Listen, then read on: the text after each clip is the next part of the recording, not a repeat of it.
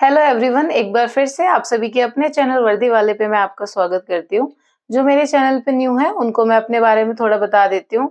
मेरा नाम मधु है और मेरा सिलेक्शन एसएससी सीपीओ 2019 से as a sub inspector Delhi police की पोस्ट पे हुआ है।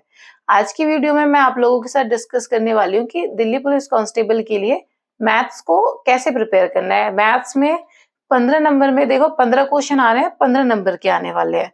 तो 15 क्वेश्चन में से कम 12 क्वेश्चन तो हमें अटेम्प्ट करने पड़ेंगे एक्यूरेसी के साथ। अगर हमें वर्दी चाहिए ना आपको इस बार, तो आपको इतना तो टारगेट लेके चलना पड़ेगा कि आपको दिल्ली पुलिस कांस्टेबल अगर क्लियर करना है तो आपको मैथ को इस तरीके से प्रिपेयर करना ही पड़ेगा कि 15 क्वेश्चन में से अप्रोक्स 12 क्वेश्चन आप अच्छे से करो, ठीक है। तो बुक से लेके और प्रिपरेशन तक, प्रैक्टिस तक की कैसे करनी है आपको और कैसे आपको स्पीड अपनी इंप्रूव करनी है, इस सारी चीजों को डिटेल में डिस्कस करेंगे वीडियो में। तो लास्ट तक इस वीडियो में बने रहना ताकि आपको सारी चीजें क्लियर हो जाए। सबसे पहले बुक्स की बात कर लेते हैं। अगर आप दिल्ली पुलिस कांस्टेबल को टारगेट कर रहे हो तो सबसे पहले तो किरण की आपको बुक लेनी है, जिसमें किरण के सॉल्व पेपर्स मिलते हैं। दिल्ली पुलिस कांस्टेबल के सॉल्व पेपर्स की किरण पब्लिकेशन की बुक आती है। उसको आपको, उसमें प्रीवियस ईयर क्वेश्चन मिलेंगे सबसे पहली बात तो आपको। तो वो बुक आपको लेनी है। उसके बाद आप अरिहंत की बुक ले सकते हो, स्पेशली मैथ्स के लिए आपको जो चाहिए। जो किरण पब्लिकेशन की हो गई उसमें क्या होगा, दिल्ली पुलिस कांस्टेबल के सॉल्व पेपर्स मिलेंगे आपको आज तक के। आई थिंक 2008 से हैं या 2009 से है। तो आज तक के आपको मिल जाएंगे सॉल्व पेपर्स। वो उसमें क्या होगा, उसमें टोटल सारे पेपर्स होंगे अभी तक के। फिर आपको स्पेशली मैथ्स के लिए अरिहंत की ले सकते हो आप बुक, नहीं तो आरएस अग्रवाल की ले सकते हो।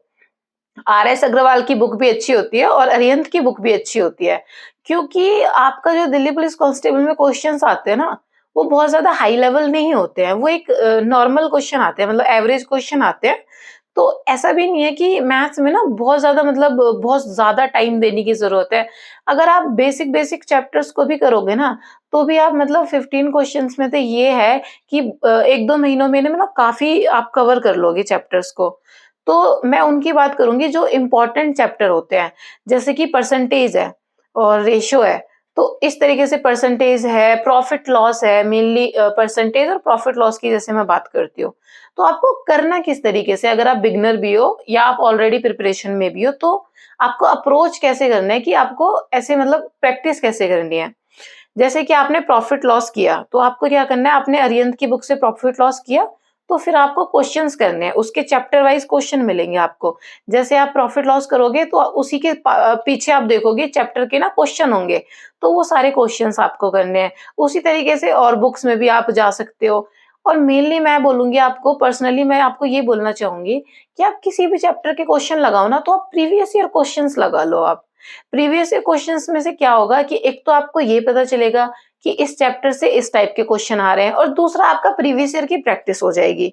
तो आपके लिए तो फायदा ही है ना कि दोनों चीजें हो जाएंगी, प्रीवियस ईयर क्वेश्चन की प्रैक्टिस भी हो गई और आपको पता भी चल गया कि इस टाइप के क्वेश्चन आएंगे। क्योंकि ये तो मेन है ना, अगर किसी भी एग्जाम में हम अपीयर होने वाले हैं, तो हमें पता होना चाहिए कि एग्जाम पैटर्न क्या है, किस टाइप के क्वेश्चन हमें मिलने वाले हैं। उसी टाइप के क्वेश्चंस को टारगेट करके हमें प्रैक्टिस करनी होती है। अब देखो, मैंने बुक्स की बात कर ली कि आर.एस. अग्रवाल और अरिहंत की बुक्स ले सकते हो। उसके बाद अपने सॉल्व पेपर जो है किरण के, वो तो मस्ट है देखो, क्योंकि प्रीवियस ईयर मस्ट है एसएससी के किसी भी एग्जामिनेशन के लिए।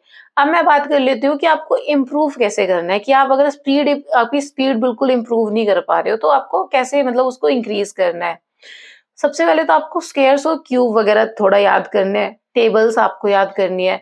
एटलीस्ट 30 तक की टेबल्स आपको याद करनी पड़ेंगी और आपको 25 या 30 तक के स्क्वायर्स याद करने पड़ेंगे।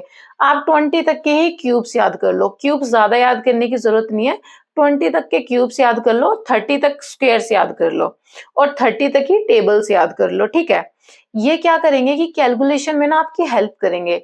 आपको अगर ये चीजें याद होंगी, आप ना डेली डेली इनको पढ़ा करो। डेली डेली जब पढ़ोगे ना, तो जब क्वेश्चन अटेम्प्ट करोगे ना, जब क्वेश्चन सॉल्व करोगे, तो आप ना खुद ही मतलब उनको यूज करना सीख जाओगे।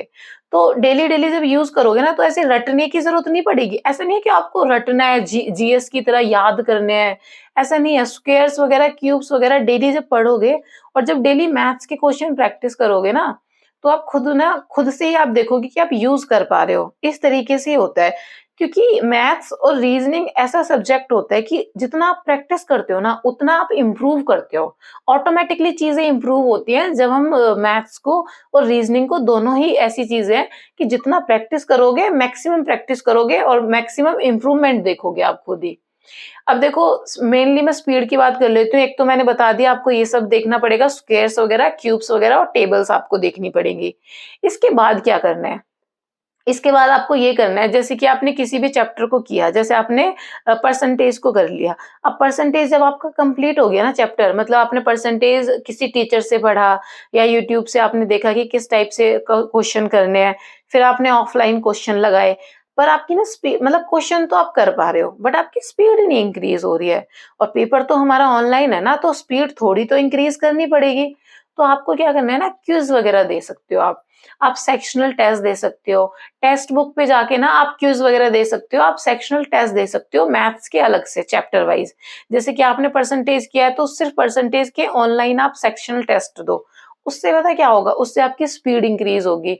आपको ना दो चीजें कंफर्म होंगी जब आप सेक्शनल टेस्ट दोगे ना मैथ्स के और रीजनिंग के भी, ये दोनों चीजों में हेल्पफुल रहेगा सेक्शनल टेस्ट देना या आप कोई क्विज दे रहे हो। तो ये आपके लिए कैसे हेल्पफुल रहेगा मैं बता देती हूँ। एक तो आपको ये पता चलेगा कि कौन से टॉपिक आपके वीक है और कौन से टॉपिक आपके स्ट्रांग है। आपको पता चलेगा कि मुझे इस टाइप के क्वेश्चन करने में डिफिकल्ट होती है। जैसे आपने परसेंटेज किया, अब परसेंटेज में भी तो टाइप्स ऑफ क्वेश्चन बनते हैं ना बहुत सारे। प्राइस ऑफ कंजप्शन के बनते हैं, इस तरीके से सॉल्यूशन वाले क्वेश्चन बनते हैं, तो इनकम और सैलरी वाले जो क्वेश्चन होते हैं, सेविंग्स वाले क्वेश्चन बनते हैं। तो आपको जब ये क्वेश्चन करोगे ना, तब आपको पता चलेगा कि इस टाइप के क्वेश्चन मैं इजीली कर सकता हूँ और इस टाइप के क्वेश्चन करने में मुझे डिफिकल्ट होती है। तो जब आपको पता है कि ये क्वेश्चन करने में डिफिकल्टी होती है, तो उन क्वेश्चन को ज्यादा प्रैक्टिस करना है। तो ऑफलाइन भी उन क्वेश्चन को आप ज्यादा प्रैक्टिस करो। तो इस तरीके से सेक्शनल टेस्ट वगैरह दोगे तो आपकी अप्रोच बढ़ेगी और आप ना, आपका माइंड ना जल्दी स्ट्राइक करना सीखेगा और जल्दी से ना क्वेश्चंस को अटेम्प्ट करोगे, कम टाइम में आप अटेम्प्ट कर पाओगे। तो इस तरीके से आपको मैथ्स को प्रिपेयर करना है। अगर आप इस तरीके से और मैथ्स को ना कम से कम 3 घंटे, 2.5 घंटे मिनिमम है। अगर आप मैथ का कोई भी चैप्टर कर रहे हो ना, तो 2.5 से 3 घंटे आपको देने पड़ेंगे। मिनिमम 2-2.5 घंटे लेके चलो, तो चलो 3 घंटे ज्यादा हो गए। तो इतना टाइम लेके अगर आज ही से स्टार्ट करोगे, अभी भी इतना टाइम है कि इस बार ना वर्दी मिल जाएगी दिल्ली पुलिस कांस्टेबल की आपको। मई 2023 में एग्जाम होना है, अभी इतना टाइम है कि अभी से स्टार्ट करोगे तो भी पूरा सिलेबस, जिस टाइप के क्वेश्चन आते हैं सारे चैप्टर्स आप कवर कर लोगे। देखो, अगर फिर भी आपको किसी चीज में डाउट होता है, किसी सब्जेक्ट में अगर डाउट होता है, तो मुझे कमेंट सेक्शन में कमेंट करके आप बता सकते हो, ताकि मैं अपनी नेक्स्ट वीडियो में उस चीज को क्लियर कर पाऊँ। और मेरे डिस्क्रिप्शन बॉक्स में टेलीग्राम चैनल का लिंक होगा, आप जाके वहां ज्वाइन कर सकते हो, ताकि एसएससी दिल्ली पुलिस कांस्टेबल का जो भी नोटिफिकेशन आता है या कोई भी इंफॉर्मेशन होती है, तो मैं वो शेयर करती हूँ मेरे टेलीग्राम ग्रुप पर, ताकि आपको जल्दी से जल्दी सारी नोटिफिकेशन मिल पाए। तो आप मेरा टेलीग्राम चैनल लिंक है, वहां से आप मेरा ज्वाइन कर सकते हो Telegram channel. Thank you for watching my videos, thank you for your support.